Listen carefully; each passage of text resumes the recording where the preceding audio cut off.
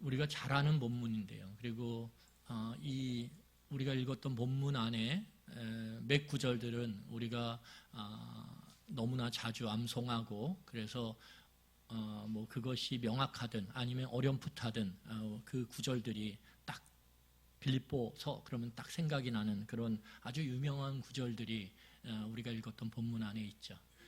그런데 솔직히 말하면 이 본문이 굉장히 어려운 본문이에요. 그래서 학자들도 이 본문에 대한 해석들이 중구난방입니다.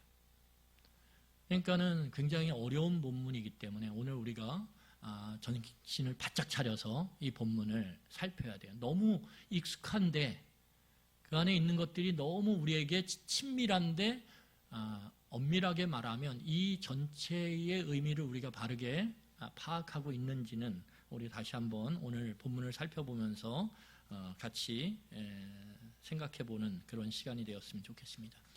여러분, 사람은 생과 사, 다시 말해서 삶과 죽음 사이에 놓여 있습니다. 모든 사람이 그렇죠.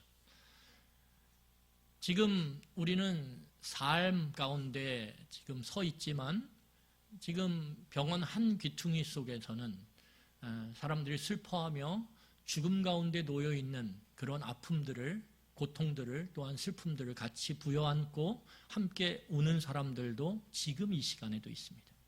그러니까 삶이라는 건 삶과 죽음 사이에 누구나 다 놓여 있다라는 거예요. 그래서 사람은 이 삶과 죽음, 다시 말해서 생과 사의 지배 가운데서, 다스림 가운데서 자유로울 수가 없어요. 어떤 사람도 생과 사, 이 사이에서 내가 자유롭다, 내 마음대로 나는 얼마든지 살고 죽는 것을 선택하고 그렇게 행할 수 있다라고 자신할 수 있는 사람은 이 세상에 아무도 없습니다. 그래서 사람들은 이 생과 사 사이에서 죽지 않으려고 살기 위해서 부단히 했어요. 여러분이나 저나 일주일의 삶을 좀 지켜보세요. 그러면 얼마나 살기 위해서 애쓰셨습니까? 여러분들 자녀들을 살게 하기 위해서 얼마나 애쓰셨어요? 아이들이 밥 먹기 싫은데 아침에 굳이 일으켜가지고 어떻게 해요? 밥 먹어, 밥 먹어. 왜 그래요? 살아야 되니까. 그러니까 여러분, 우리가 살기 위해서 버스를 놓치지 않게 해서, 지하철을 놓치지 않게 해서 얼마나 뛰는지 몰라요. 저도 가끔 버스 타고 지하철 탈 때 막 뛰어요. 뛰는데 제가 뛰면서 생각을 해요. 왜 뛰지 이렇게? 그리고 타고 나면 좋긴 한데 너무 힘들어요. 어디가 힘드냐면 무릎이 아파 우선. 큰일 났어요 이게. 그래서 제가 이게 나이가 들어가는구나 이렇게 얘기하면 어른들 앞에서 죄송하지만 뛸 때마다 느껴요. 저는 늘 청년이라고 생각하고 운동을 좋아하니까 얼마든지 뛰어도 괜찮다고 생각했는데 요즘은 조금 빠르게 뛰면요 무릎이 아프더라고요. 그리고 나서 생각해요. 왜 이렇게 뛸까? 그냥 좀 보내고 다음 걸 기다려도 되는데, 그런데 그렇게 살려고 그냥 애쓰죠. 그렇죠? 여러분, 우리는 죽지 않고 살기 위해서, 죽지 않고 살아남기 위해서 얼마든지 모든 일을 누구든지 상대화할 수 있어요. 이게 사람의 아주 놀랍고, 그 놀라움이 기쁜 놀라움이 아니라 정말 잔인한 놀라움이라는 거예요. 그게 뭐냐 하면, 여러분, 사람은 자기가 살기 위해서, 자기가 죽지 않기 위해서 타인을, 그리고 그 타인의 재산이나 타인의 어떤 업적이 아니라 타인의 생명까지도 우리는 얼마든지 하찮게 만드는, 나를 위해서 하찮게 만드는 이 상대와의 과정을 잔인하게 그렇게 행할 수 있어요. 그래서 상대방의 생명을 얼마든지 우리는 빼앗을 수 있어요. 그게 인간이에요. 그것이 극명하게 드러나는 것이 무엇입니까? 전쟁이죠. 그래서 전쟁은 어떤 일이 있어도 일어나지 않아야 돼요. 우리는 전쟁을 일어나지 않도록 정말 애써야 돼요. 왜요? 전쟁은 인간이 자신이 살기 위해서, 자신이 죽지 않기 위해서 그 고귀한 타인의 생명, 타인의 재산, 타인의 업적 이런 거는 사소한 거고요. 전쟁 중에는. 그 타인의 생명까지도 우리는 나를 위해서 하찮게 만들고 상대화하며 그것을 무참하고 잔인하게 빼앗을 수 있는 그 악마적 본성이 우리 안에 꿈틀거렸는데 그것이 폭발해서 나오는 게 전쟁이란 말이에요. 여러분, 오늘 이런 측면에서 보면 사람이 생과 사, 삶과 죽음 사이에서 자유로울 수 있다. 이거는 굉장히 불가능한 것처럼 보여요. 그렇죠? 우리는 살기 위해서 그 돈 몇 푼 앞에서도 우리는 벌벌벌벌 떨어요. 여러분, 우리는 살기 위해서 그 성적 그 몇 점에서도 어떻게 합니까? 얼마든지 내가 누추해지는 것, 내가 내 그 삶의 모습 가운데 비참해지는 것을 우리는 얼마든지 감당할 수 있어요.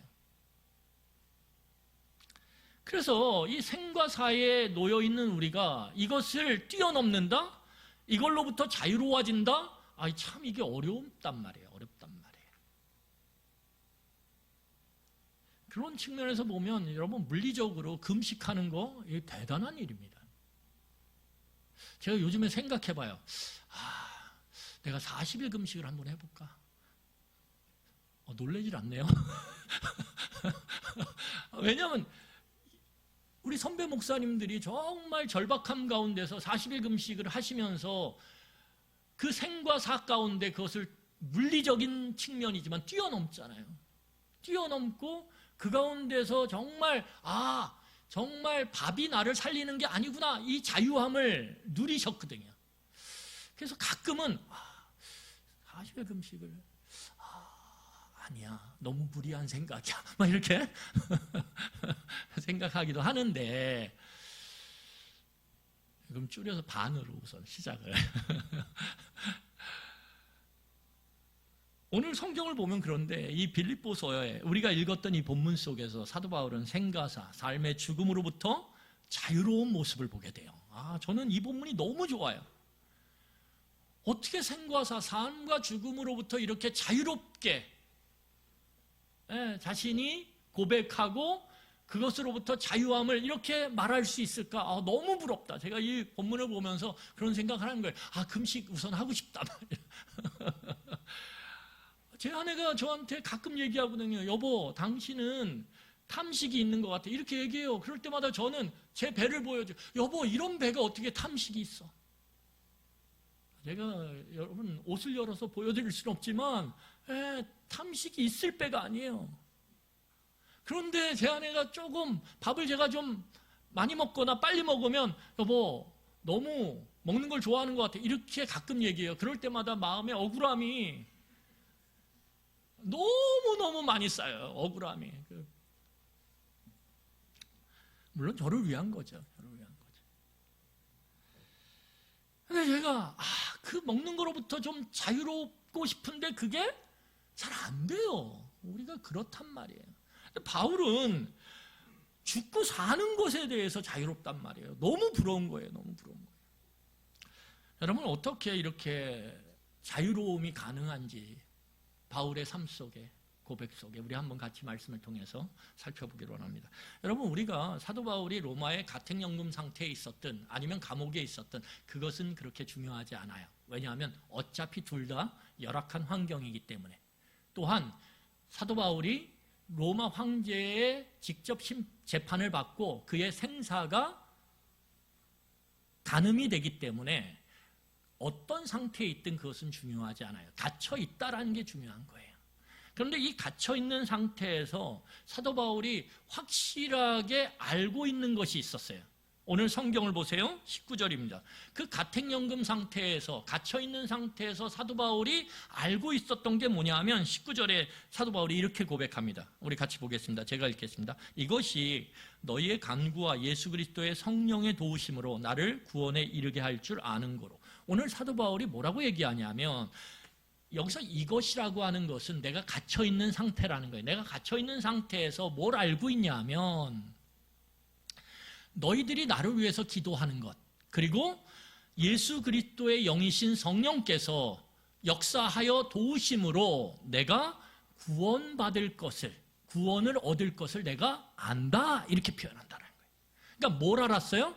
구원받을 걸 알았다라는 거예요. 구원. 그러니까 이 빌립보 교인들이 무엇을 위해서 기도했냐 하면 사도 바울의 구원을 위해서 기도했단 말이에요. 그리고 성령 하나님께서 어떻게 해요? 사도 바울의 구원을 위해서, 이 갇혀있는 사도 바울, 생과 사 가운데 놓여있는 이 사도 바울을 구원하시기 위해서 도우신다라는 거예요. 그걸 알고 있다라는 거예요. 그러면 여기서 우리는 도대체 사도 바울이 이야기했던 이 구원 때문에 제가 지난주에 설교를 못했어요. 제가 납득이 안 되는데 제가 이걸 이렇다 이렇게 설교하고 싶지 않더라고요. 그래서 이 구원이라고 하는 문제를 놓고 제가 2주 동안 고민을 했어요. 2주 동안. 이것 때문에 구원. 왜냐하면 학자들마다 다 달라요. 대부분의 10명 중에 9명은 이 구원이라고 하는 것을 또는 구출이라고 하는 이 단어를 뭐라고 해석하냐면 종말적 구원으로 해석합니다. 종말적 구원. 이게 무슨 말이냐면 이 구원 또는 구출이라고 번역된 이 단어, 이 헬라어가 뭐냐면 소테리아거든요. 소테리아. 몰라도 됩니다. 근데 이 소테리어라고 하는 이 단어가 종말적 구원으로 주로 쓰여요. 종말적 구원이라는 건 뭡니까? 영원한 생명을 얻는 거죠. 다시 말해서 사람이 물리적으로 개인적 종말, 다시 말해서 죽음을 맞이하면 그 사람은 하나님 앞에 서게 돼요. 심판 가운데. 그 심판 가운데 섰을 때 하나님께서 구원하시는 영원한 생명을 주시는 그것을 종말적 구원이라고 이야기합니다.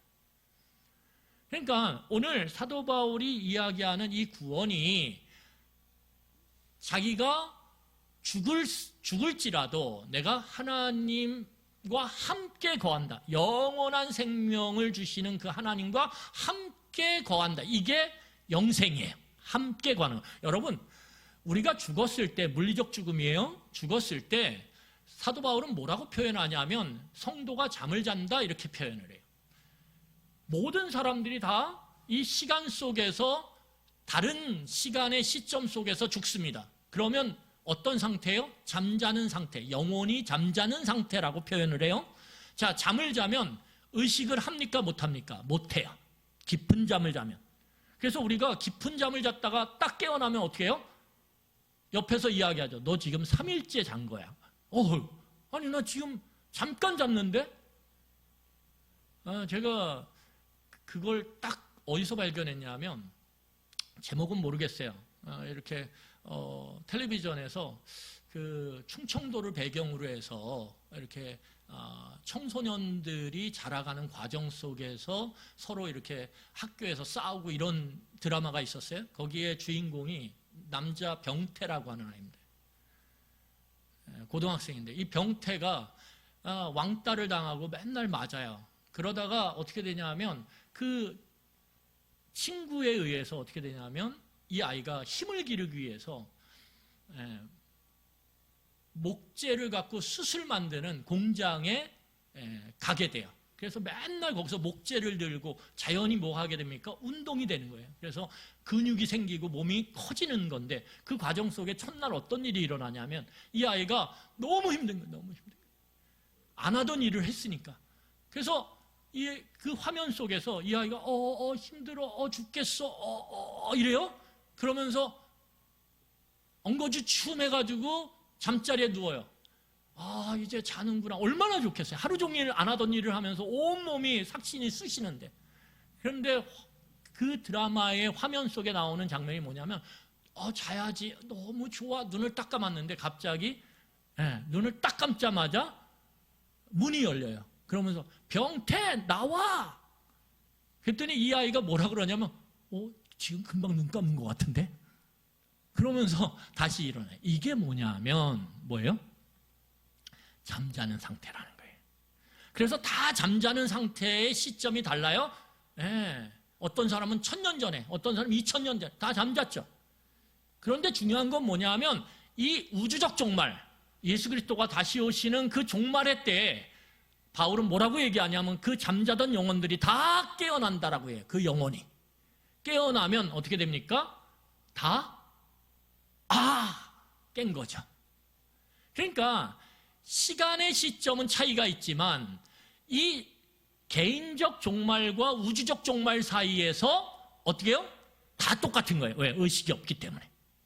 그래서 깨어나는 건 동시에 깨어납니다. 그리고 심판을 받는 거예요. 그렇기 때문에 이 심판을 통해서 이제 영원한 생명을 갖고 하나님과 함께하는 것. 여기서 중요한 건 영원한 생명이 아니에요. 성경에서 지옥이라고 표현되는 것도 영원히 살아요. 그런데 그 영원히 사는 것은 똑같지만 내용이 달라요. 뭐냐면 영생이라고 하는 것은 하나님과 함께 영원히 사는 거예요. 우리의 영혼이. 이건 다른 거예요. 여러분 어찌됐든 사도 바울이 이 구원이라고 할 때 그 종말적 구원을 표현했다라고 말하는 학자들이 10명 중에 9명이에요. 두 번째, 이 구원에 대해서 어떤 의미로 이야기하냐면 갇혀있는 상태에서 풀려난 것. 다시 말하면 지금 가택연금 상태든지 감옥이든지 갇혀있는데 사도 바울이 이제 왕의 재판을 받고 로마 황제의 재판을 받고 자유의 몸이 된다. 현재적으로, 물리적으로 자유의 몸이 된다. 그것을 구원이라고 말했다고 보는 것입니다. 그런데 문제는 무엇이냐면 여기서 이 사도 바울이 서신서를 쓰잖아요. 많은 서신서를 썼는데 그 서신서에서 이 소테리아라고 하는 이 구원 또는 구출을 물리적 자유로움, 다시 말해서 갇혀있는 상태에서 석방되는 걸로 쓴 예가 거의 없어요. 다 종말적 구원으로 썼단 말이에요. 그래서 학자들의 대부분은 다 이것을 종말적 구원이라고 해석해요. 그런데 여기서 우리가 쉽게 그것을 그렇게 단정 지을 수 없는 게 이 구원이라고 하는 단어를 종말적 구원이냐 아니면 물리적으로 석방되는 것이냐 이 두 가지 중에 하나로 선택해서 해석할 때 전체적 의미가 달라지기 때문에 굉장히 신중하게 파악을 해야 된단 말이에요. 저도 해석을 이것은 영생이구나, 종말적 구원이구나 라고 생각을 하고 며칠 전까지만 해도 해석을 했단 말이에요. 그러다가 제가 본문을 다시 보고 또 보고 그러면서 바꿨어요. 10명 중에 1명으로. 제가 아주 존경하고 배웠던 선생님 중에 대학원, 신학대학원 선생님 중에 세계적인 학자가 있어요. 김세윤 교수님이라고. 지금 은퇴하셔서 미국에 계신데 이 김세윤 교수님의 의견은 뭐냐면 갇혀있는 상태에서 물리적으로 석방되는 거예요. 그런데 그 분이 이야기한 그 이야기의 근거들은 명확하지 않아요. 그냥 이걸 그렇게 해석한다. 그리고 그냥 넘어가 버렸어요. 그래서 내가 이것을 선택하고 그것에 따라서 본문을 보기에는 좀 어려움이 있었어요. 그래서 제가 우리 마당지기 분들, 여성분들 성경 공부를 하면서도 그렇죠? 제가 우리 선생님의 그 관점을 버리고 종말론적 구원으로 볼야 될 것 같다 이런 얘기를 했어요. 목요일 날. 근데 바뀌었어요. 두 번째입니다. 석방되는 거예요. 왜 그러냐면 25절을 보세요. 문맥을 봐야 되는데 25절 보세요. 우리 25절 같이 읽겠습니다. 시작. 내가 살 것과 너희 믿음의 진보와 기쁨을 위하여 너희 무리와 함께 거할 이것을 확실히 아노니. 거기 보면 사도 바울이 아까 안다 그랬죠. 19절에. 그런데 여기 보면 확실히 안다 그래요. 확실히 안다. 그러면 아는 게 똑같단 말이에요. 그러면 뭘 알고 있냐? 첫 번째 뭐예요? 내가 산다라는 걸 안다라는 거예요. 산다라는 걸. 이게 조금 의심스러워요. 산다라는 게 종말론적 구원일 수도 있고 아니면 물리적 석방일 수도 있지. 그런데 거기 보면 뭐라 그러냐면 너희의 믿음의 진보와 기쁨을 위하여 너희 무리와 빌립보 교인들과 어떻게 한다고요? 함께 거한다. 내가 석방이 되면 너희들에게 가서 너희와 함께 거하며 말씀을 같이 나누고 배우고 가르칠 수 있다라는 거죠. 그러니까 그걸 확실히 안다라는 거예요. 그렇게 보면 오늘 성경에서 이 문맥의 흐름 가운데서는 사도 바울이 알고 있는 구원이라는 거, 내가 구원받을 줄 알아. 그것이 자신이 종말론적 구원을 바라보고 내가 구원받을 걸 알아. 내 몸이 죽어도. 그게 아니라 여기서는 내가 이제 황제의 재판을 받고 자유롭게 석방될 것을 확실하게 안다라고 보는 것이 맞다라는 거예요. 여러분 왜 그러냐면 빌립보 교인들이 우선 이 사도 바울의 석방을 위해서 열심히 기도했어요. 당연하지 않겠습니까?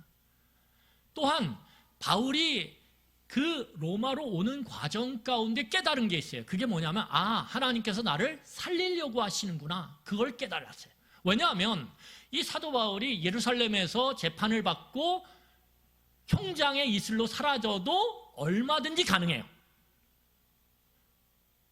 왜? 유대인들과 이 로마의 정치가들이 합작을 해서 죽인 분이 누구예요? 예수님이거든요. 그 예수님의 길을 가장 열심히 따라갔던 사람이 누구냐면 사도 바울이에요. 그러면 사도 바울 정도는 그들이 얼마든지 함께 협작을 해서 죽일 수 있어요? 없어요? 있어요. 그럼에도 불구하고 하나님께서 이 사도 바울을 살려서 어떻게 하냐면 로마 황제의 재판을 받도록 하신단 말이에요. 그런데 그 로마 황제의 재판을 받기 위해서는 지중해를 여행해야 되는데 이 지중해를 여행하는 시점이 뭐냐 하면 이 지중해에 아주 유명한 유라굴라라고 하는 광풍이 있었어요. 얼마나 유명한지 이 광풍. 여러분 우리가 태풍 같은 거 다 이름 붙이지 않습니까? 지금도 여기에 유명한 그 광풍, 태풍과 같은 지중해 광풍이 부는데 그 광풍이 얼마나 유명한지 이름을 붙였어요. 유라굴라라고. 이 광풍이 부는 시기였거든요. 그래서 아니나 다를까 사도 바울이 이 배를 타고 가면서 그 선원들에게 뭐라고 얘기하냐면 우리 광풍이 불어서 죽을 것 같아. 그러니까 이 섬에 잠깐 더 머물자. 그랬더니 선장이 어떻게 하냐면 사도 바울의 말을 듣지 않아요. 그리고 어떻게 합니까? 배를 띄워요. 그래가지고 가다가 난파가 돼요. 그 난파가 되는 시점에서 죽을 뻔하는데 모두 죽었다고 생각했어요. 그때 사도 바울이 뭐라고 얘기하냐면 이렇게 얘기합니다. 자, 제가 읽을게요. 사도행전 27장이에요. 27장 23절 24절인데 이렇게 얘기해요. 내가 속한 바 곧 내가 섬기는 하나님의 사자가 어젯밤에 내 곁에 서서 말하되 바울아 두려워하지 말라. 내가 가이사 앞에 로마 황제죠. 서야 하겠고 또 하나님께서 너와 함께 항해하는 자를 다 내게 주셨으니 살릴 것이다. 이거예요. 이게 그 지중해 항해를 하며 유라굴라를 만나서 이제는 죽었구나 모두가 절망하는 순간에 하나님께서 사도 바울에게 주셨던 말씀이에요. 그래서 사도 바울이 뭐라 그러냐면 우린 산다 이렇게 얘기해요. 선원들이 뭐라 그러냐면 웃기지 마 이렇게 해죠. 시쳇말로. 그런데 살아요. 그래서 어디까지 갑니까? 로마까지 가는 거예요. 그러니까 사도 바울이 이 여정 속에서 성령께서 나를 도우시고 내가 사는구나 라고 알았어요. 여기서 중요한 것은 무엇이냐면 빌립보 교인들이 나를 위해서 기도하고 석방을 위해서 성령께서 나를 살리셔서 여전히 복음을 전하도록 그렇게 이끌어 가실 것을 확실하게 알았다라는 거예요. 그래서 살겠구나 그렇게 알았지만 여기서 중요한 건 무엇입니까? 사도 바울은 자신이 석방되는 것을 위해서 또는 자신이 살기 위해서 기도하지 않았다라는 거예요. 이 구분을 하셔야 돼요.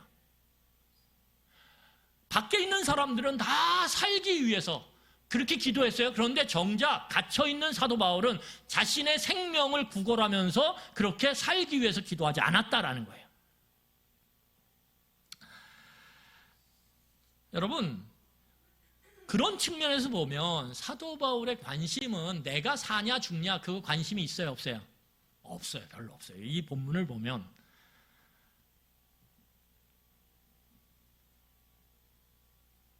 사도 바울은 조금 전에 말씀드렸던 것처럼 자신의 석방이나 자신이 살기 위해서 기도하지 않아요.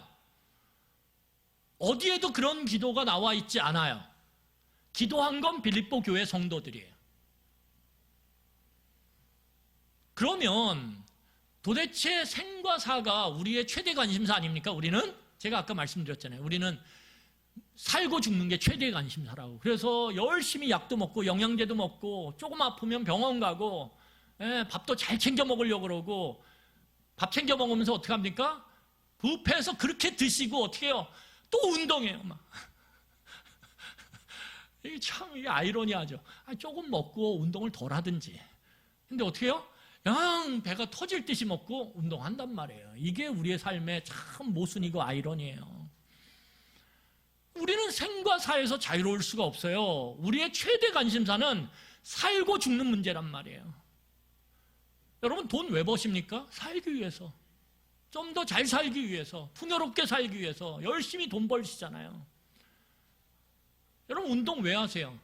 여러분 왜 공부하세요? 다 살고 죽는 문제에 달려있기 때문에 그렇죠. 그런데 사도 바울의 관심은 생과 사에 있지 않아요. 이것이 놀라운 점입니다. 그러면 사도 바울이 죽음을 예찬하고 죽음을 갈구했느냐? 그건 아니에요.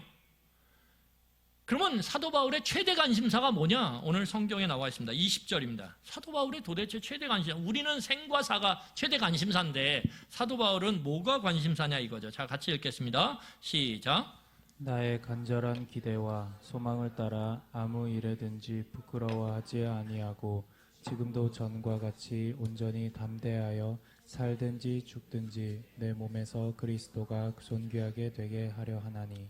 여러분 우리의 일반적인 관심사, 특별히 그 관심사 중에 가장 큰 관심사는 어디에 담깁니까? 우리의 간절한 기대와 소망에 담기죠. 여러분 사람의 소망에, 사람의 기대에 뭐가 담겨요? 제일 관심을 갖고 있는 것이 담기는 거예요. 지금 시점에서. 여러분 지금 시점에서 여러분들의 소망이 내 자녀가 성적을 잘 받는 거면 뭐예요? 그게 여러분들의 최대 관심사예요.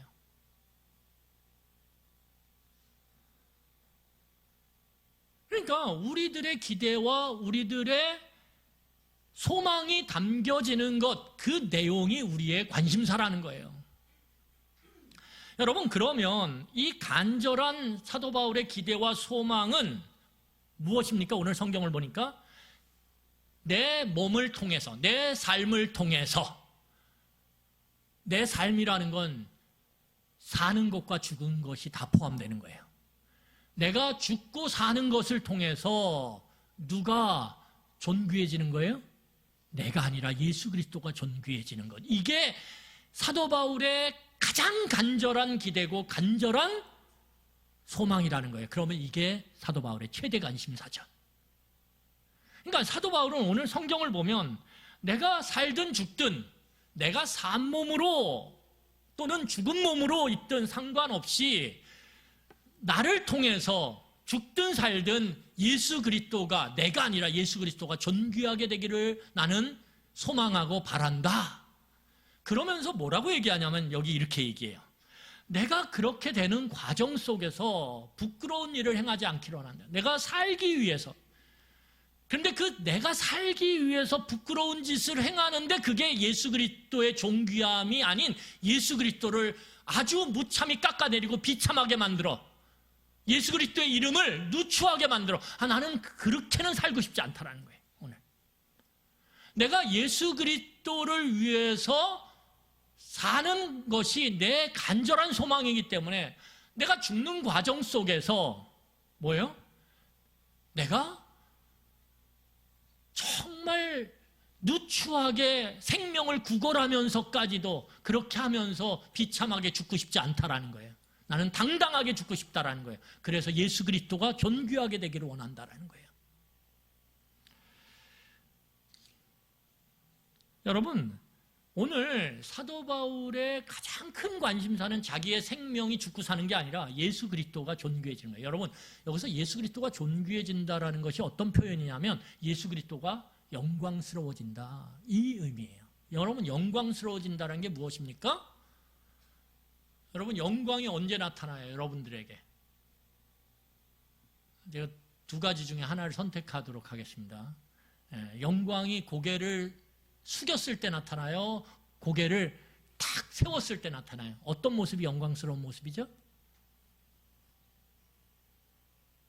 여기서 겸손을 자꾸 사용하지 마세요. 딱 숙였을 때요? 아니면 탁 얼굴을 들었을 때요? 들었을 때죠. 우리 국가대표 선수들이 경기에서 이기면 어떻게 해요? 다 얼굴 탁 들죠. 그런데 지면 어떻게 해요? 고개를 숙여요. 여러분, 영광스러워진다는 건 뭐냐면 고개를 드는 거예요. 그리고 그 고개를 들었는데 그 고개를 든 얼굴이 탁 드러났을 때 얼굴이 인상을 쓰고 있는 게 어떻게 아니라 뭐예요? 환하게 웃고 있을 때, 기쁨이 가득해서 웃고 있을 때, 그 웃는 모습이 마치 빛이 나는 것처럼 보일 때 그것을 영광이라 그래요. 오늘 그리스도가 존귀해진다, 그리스도가 영광스러워진다는 건 뭐예요? 바울의 삶 속에서 그것이 죽든 살든 상관없이 모든 경우에 어떻게 해요? 내가 아니라 그리스도의 얼굴이 탁 드러나면서 그리스도의 얼굴에 뭐가 비춰지는 거예요? 빛이 비춰지는 것. 그러니까 오늘 사도 바울의 관심사는 뭐냐면 내가 죽든 살든 그거 상관없다라는 거예요. 죽을지라도 그 죽음을 통해서 예수 그리스도의 얼굴이 쫙 들려져서 모든 사람이 보기에 그 얼굴에 빛이 쫙 비친다? 그러면 나는 오케이, 좋다라는 거예요. 내가 살지라도 살았을 때 예수 그리스도의 얼굴에 영광이 쫙 드리워지기를 나는 원한다라는 거예요.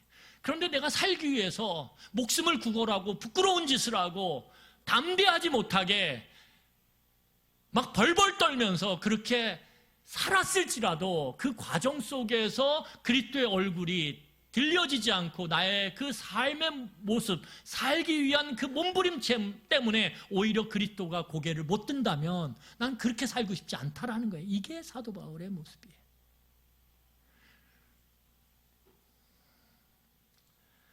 여러분, 그래서 오늘 우리는 사도 바울이 생과 사로부터 자유롭구나, 죽고 사는 게 사도 바울을 지배하지 않는구나, 오늘 본문에서 알 수 있어요. 그래서 21절 하반절에 보면 사도 바울이 뭐라고 얘기하냐면 이렇게 얘기해요.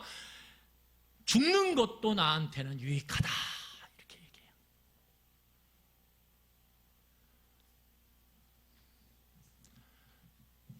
놀라운 고백이죠. 왜냐하면 우리는 죽는 것이 유익하다고 생각 안 해요. 그래서 내가 죽는 과정 속에 처하면 억울해하고 분노가 일어나고 원망이 생기고 그 원망과 분노와 그 억울함이 누구를 향합니까? 하나님을 향하게 돼 있어요. 그래서 하늘을 향해서 하나님 도대체 뭐 하시는 거예요? 내가 그렇게 신앙생활 잘했는데 도대체 나한테 주는 게 겨우 이겁니까? 우리는 얼마든지 하나님을 원망하고 분노를 표하고 항의를 해요. 삿대질하면서 하나님 이렇게. 우리는 결코 유익하다고 생각 안 한단 말이에요. 왜요? 우리는 자유롭지 않거든요. 그 삶과 죽음의 지배 가운데 우리는 꽉 묶여 있거든요. 그런데 사도 바울은 사는 것도 좋지만 죽는 것도 유익하다라는 거예요. 왜? 자신의 관심사가 거기에 머물고 있지 않기 때문에. 내 관심사는 내 몸이 죽든 내 몸이 살든 상관없이 예수 그리스도가 나의 모습을 통해서 얼굴, 나의 말을 통해서, 나의 행동을 통해서, 나의 선택을 통해서 얼굴을 드시고 그 얼굴에 빛이 쫙 비추는 것이 사람들에게 느껴지고 보여지면 나는 모든 것을 다 받아들일 수 있다라고 말하는 거예요. 여러분, 그런데 여기서 더 우리를 놀라게 만드는 것이 있어요. 그건 무엇이냐면 사도 바울의 고민이에요. 우리 22절 보세요. 사도 바울의 고민이 무엇인지. 자, 같이 읽겠습니다. 시작. 그러나 만일 육신으로 사는 이것이 내 일의 열매일진데 무엇을 택해야 하는지 나는 알지 못하노라. 여러분, 오늘 사도 바울이 뭐라고 그러냐면 만일 내가 진짜 석방이 돼서 내가 자유의 몸이 되고 죽지 않고 살게 되면 그러면 우리는 다 된 거 아닙니까? 다 된 거잖아요. 이게 우리의 열매면 얼마나 좋겠어요. 여러분, 와 살았다 이럴 거 아닙니까? 아이들이 대학 합격이 이제 거의 마무리되고 있는데 이 합격한 애들이 막 영상 같은 걸 보면 얼마나 좋아하는지 막 세상에 그렇게 저런 잠재력이 있었구나. 이 점핑이요. 얼마나 방방 뛰는지 몰라요. 얼마나 좋으면. 여러분, 그런데 성적이 죽음 앞에서 고개를 들 수 있겠습니까? 없죠. 죽다가 살아난대요. 그럼 어떻게 됩니까? 천장을 뚫어버릴 정도로 기쁠 거 아닙니까? 그런데 사도 바울은 뭐라 그러냐면, 나 이게 고민이야. 사는 게 내가.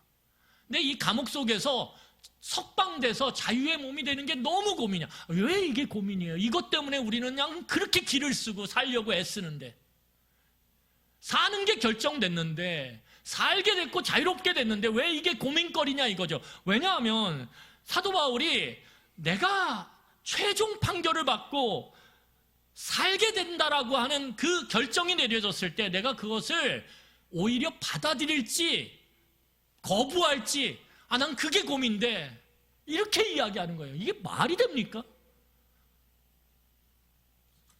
그런데 왜 그러냐 하면, 사도 바울이 왜 석방돼서 자유의 몸이 되는 게 고민스럽다고 얘기하냐 하면, 여러분, 사도 바울이 뭐라고 얘기합니까? 성경을 보면 내가 죽어서 그리스도와 함께 하는 것이 나는 더 좋다, 이렇게 고백해요.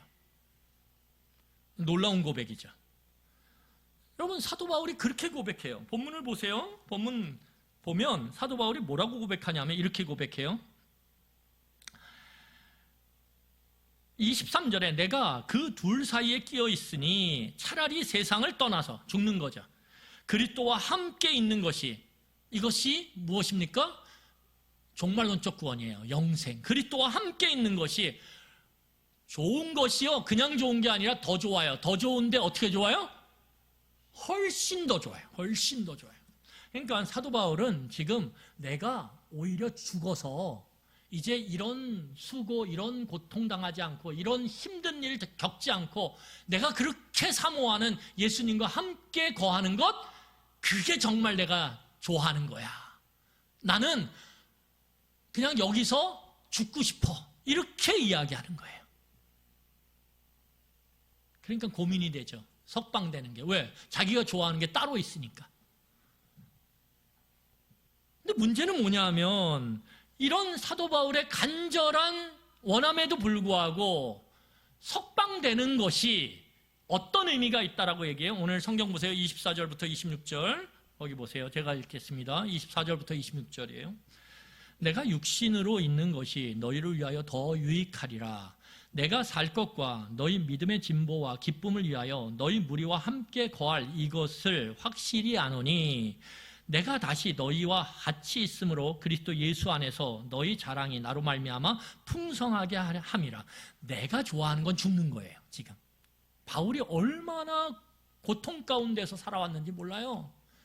여기서 이제 나 최선을 다해서 복음을 전하기 위해서 정말 최선을 다해서 살았으니 이제 여기서 내가 황제의 판결을 받고 형장의 이슬로 사라져도 나는 너무 좋다. 왜? 나는 그리스도와 함께 영생을 얻을 것이기 때문에. 이게 사도 바울의 믿음이란 말이에요. 그런데 고민이 돼요. 왜 고민이 돼요? 내가 석방돼서 자유의 몸이 되는 게 저 연약한 빌립보 교회 성도들에게는 더 유익하고 필요하거든요. 여러분, 그들이 뭘 기도한다 그랬어요? 사도 바울이 석방되기를 열심히 기도했단 말이에요. 그런데 죽어버려요. 그러면 어떻게 할까요? 그 중에 믿음이 연약한 자들은 하나님의 뜻을 받아들이지 못한 채, 에이, 기도 소용없네, 에이, 믿음 그거 쓸데없는 거야. 그리고 어떻게 해요? 넘어지는 자들이 있을 거란 말이에요. 그들 안에 슬픔이 가득 찰 거란 말이에요. 그들 안에 예수 그리스도의 복음이 자랑이 아니라 창피한 것이 될 거란 말이에요. 그러니까 빌립보 교회 성도들을 보면 그들에게 필요한 것, 그들에게 유익한 건 뭐예요? 그들이 나를 위해서 기도했던 것이 응답되어져서 내가 석방되면 어떻게 됩니까? 와, 기도가 이루어졌네. 그러면서 너희들의 믿음이 성장할 것이고 너희들 안에 기쁨이 가득 찰 것이고 너희들이 뭐가 돼요? 내가 믿는 예수 그리스도를 자랑하게 될 것이라는 거예요. 그것이 너희들에게 지금 필요하고 유익하기 때문에 나는 죽고 싶은데 이게 나한테는 좋은데 내가 사는 게, 석방되는 게 너희한테 유익하고 필요한 거야. 그래서 내 이 둘 사이에서 지금 고민이 된다는 거예요. 행복한 고민이죠. 저희가 이거 보는데 행복한 고민을 하네.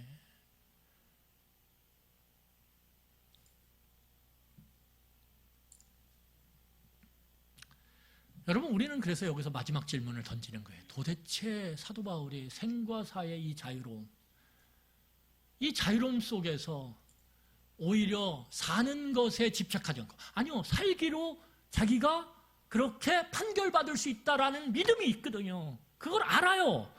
그런데 오늘 사도 바울은 살 수 있음에도 불구하고 오히려 그것을 내가 죽는 게 더 좋은데, 너무 여유롭지 않습니까? 이게 생과 사의 자유로움이에요.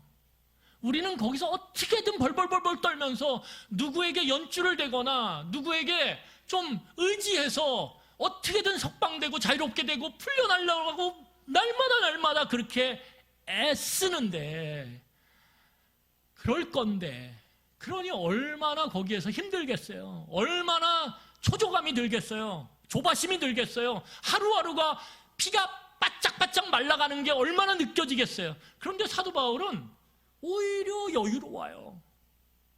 왜? 모든 게 가능하니까. 사도 바울의 믿음 안에서는 죽음이라는 것도 어떻게 해요? 너무 좋은 거예요, 자기에게.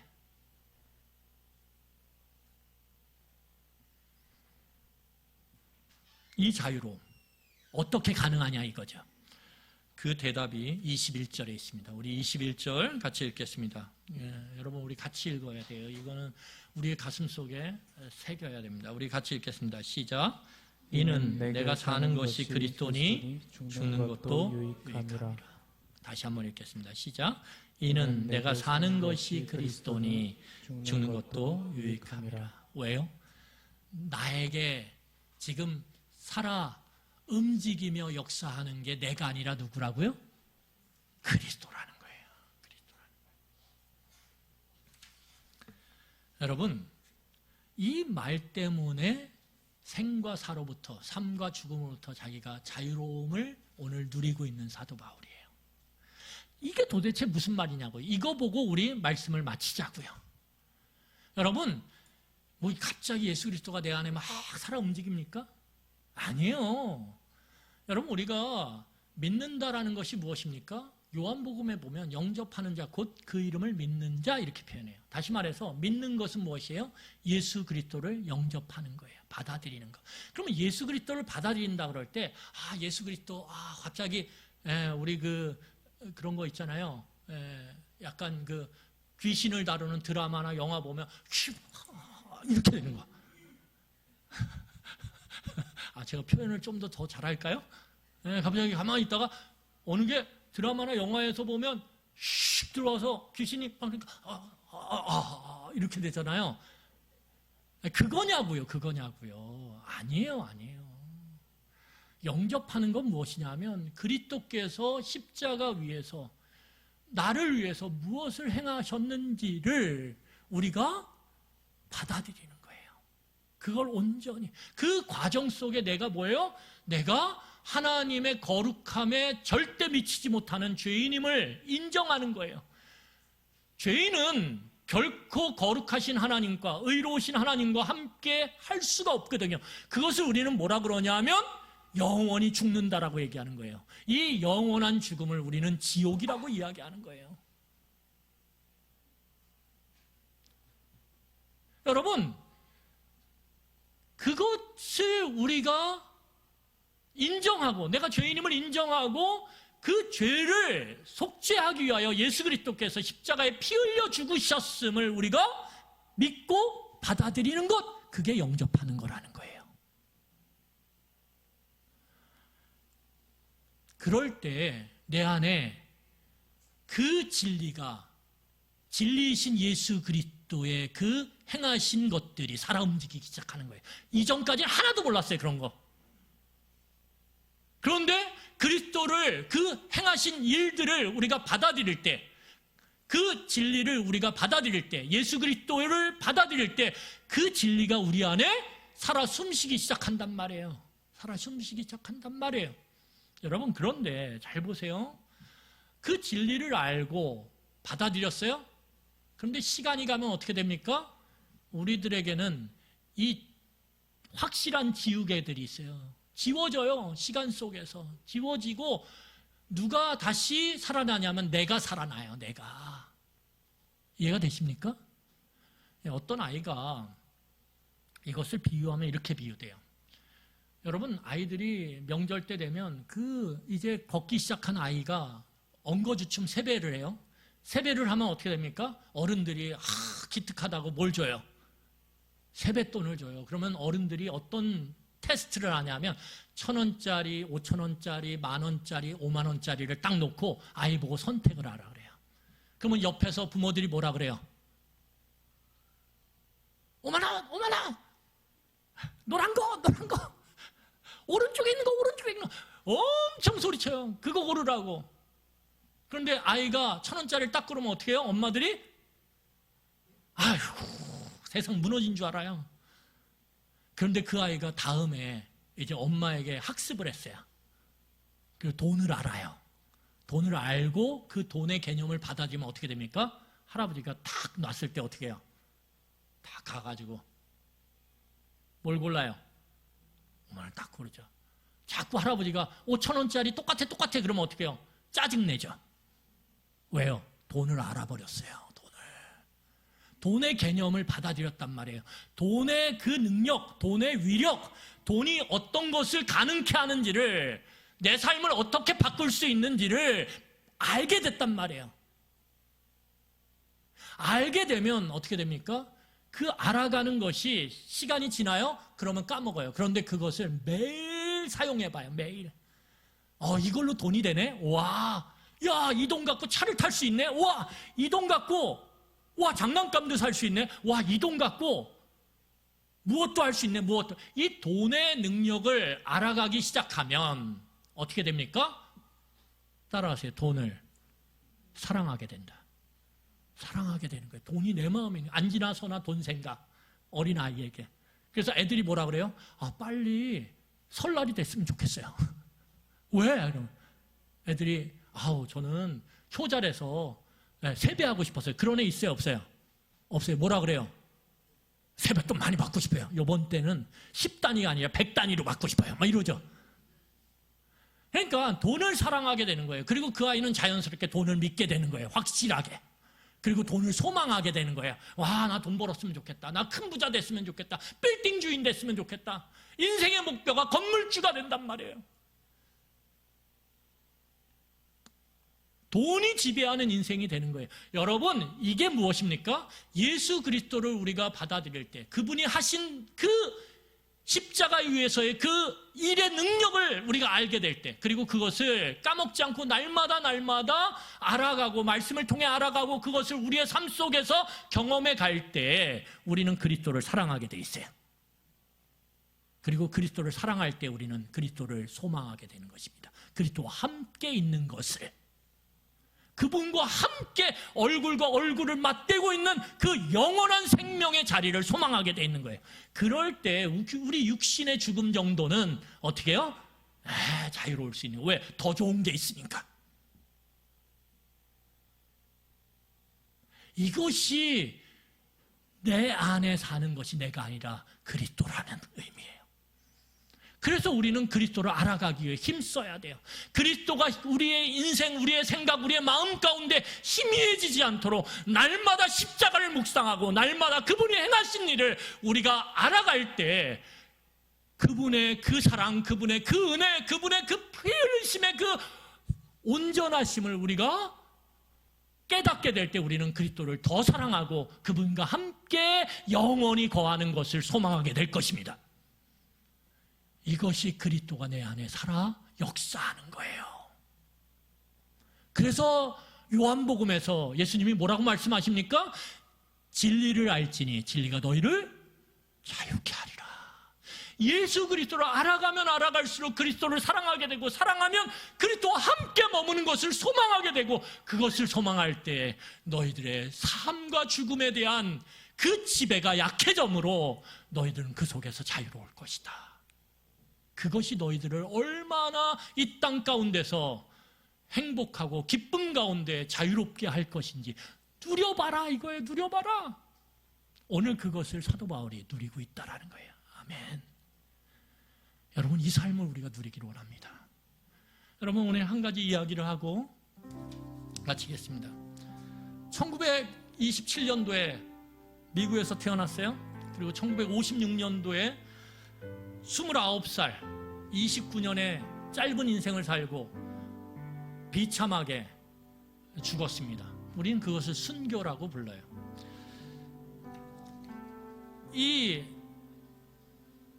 우리 화면 보여주시죠. 이 가운데 있죠? 짐 엘리엇이라고 하는, 이 짐 엘리엇이라고 하는 이 청년이 28살에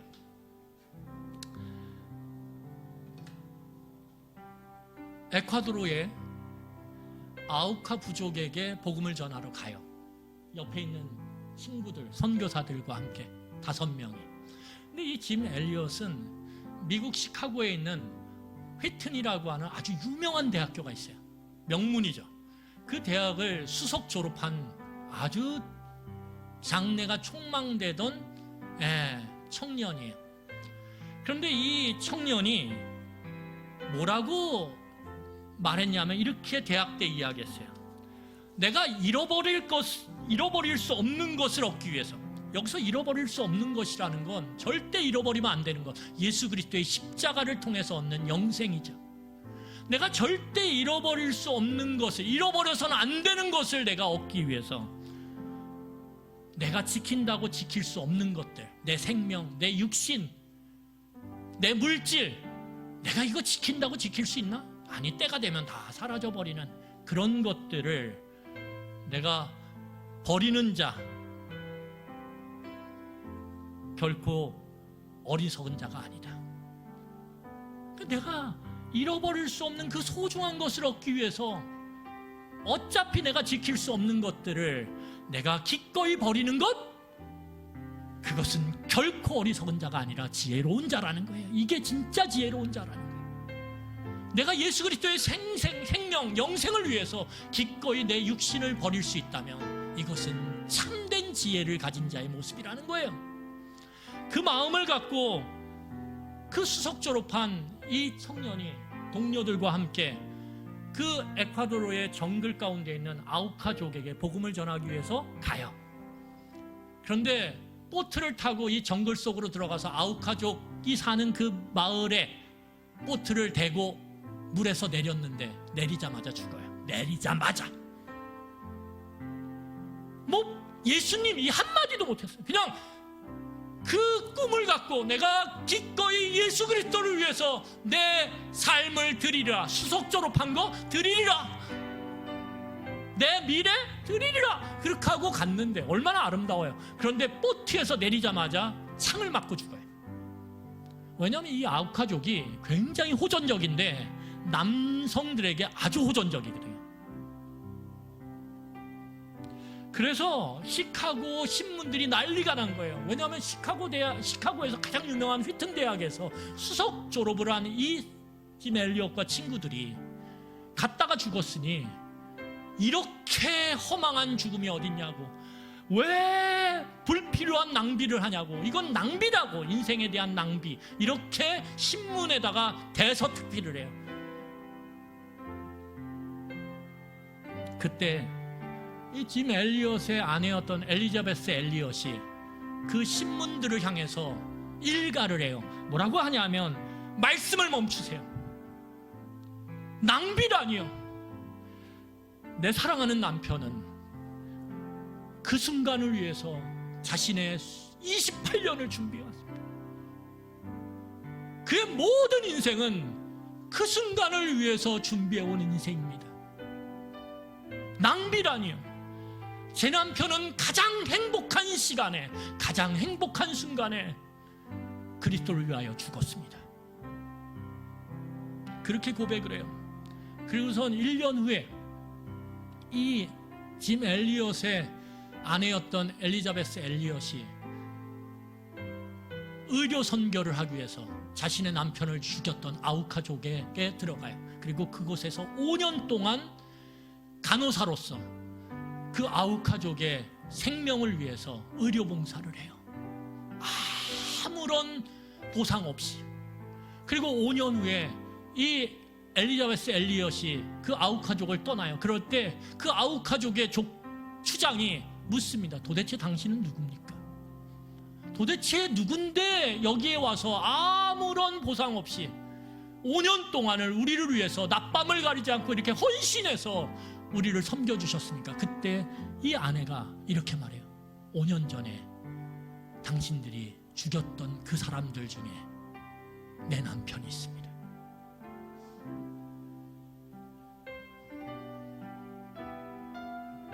그리고 10수년 후에 그 아우카족의 그 부족 안에 교회들이 세워지기 시작해요. 그리고 그 아우카족의 부족들 안에 세워진 그 많은 교회들 가운데 한 교회에 담임 목사가 세워지게 되는데 그가 짐 엘리엇의 아들이에요.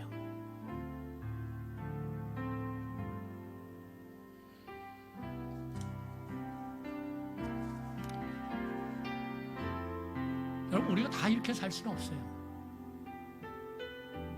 하지만 사도 바울의 이 고백 속에, 그리고 이 짐 엘리엇과 그의 친구들의 그 삶 속에 생과 사보다 그리스도를 존귀하게 하는 삶을 기꺼이 살아갔고, 그 삶 속에 왜 이렇게 삶을 낭비하냐고 세상 사람들은 비아냥댔지만 결코 이것이 헛된 낭비가 아니라 거룩한 낭비였음을 그의 삶을 통해서, 그 이후의 모습을 통해서 보여주고 있는 거죠. 여러분, 우리가 가야 되는 방향이 이 방향이라는 거예요. 날마다 그리스도를 알아가며 그분을 사랑하고 그분을 소망함으로 이 짧은 인생 가운데 살기 위하여 비참해지고, 살기 위하여 누추해지고, 살기 위하여 말씀을 헌신짝처럼 버리고, 살기 위하여 그렇게 부끄러운 일을 기꺼이 감당하는 우리들의 모습이 좀 더 달라지는 것, 그것이 우리가 가야 할 방향이라는 거예요. 우리 공동체가 함께 서로 기도하며 서로 어깨 동무를 하고 함께 가야 되는 길이라는 거예요. 이 길을 같이 걸어가기를 원합니다. 여러분, 이 시간에 우리 같이 찬양하며 이 길을 함께 걸어가기를 간절히 소원합니다. 내 안에 사느니